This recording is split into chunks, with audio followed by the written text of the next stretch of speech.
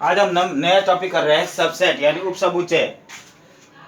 एक समुच्चय ए, उपसमुच्चय की परिभाषा, एक समुच्चय ए अन्य समुच्चय बी का उपसमुच्चय कहलाता है यदि ए का प्रत्येक अवयव बी में विद्यमान हो।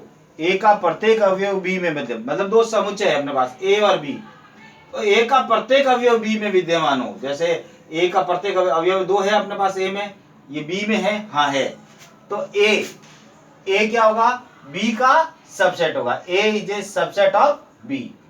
ये है अपने पास सबसेट यानी ए बी का उपसमुच्चय।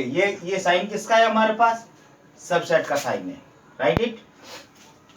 अब उदाहरण, जैसे अपने पास ए और बी है, तो A is a subset of B, तो ए में ये अपने पास इसका साइन हो गया।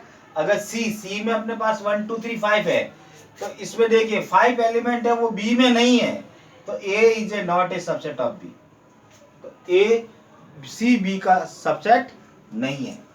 अब नॉट, पहला नॉट ये है, प्रत्येक समुच्चय स्वयं का उपसमुच्चय होता है, खुद इटसेल्फ, मतलब वो खुद का ही उपसमुच्चय होता है।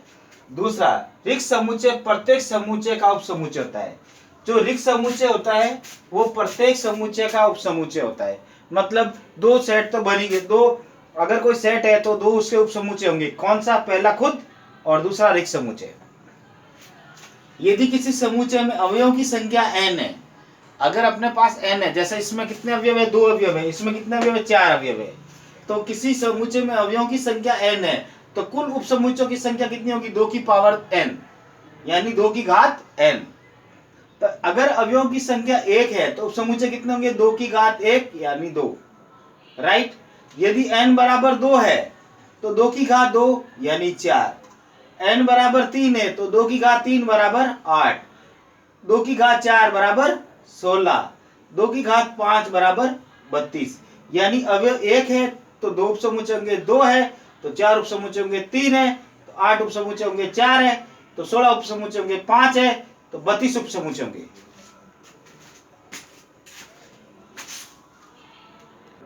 हमने अभी कहा है, देखो अगर अपने पास एक अवयव है तो उपसमुच्चय कितने होंगे, 2।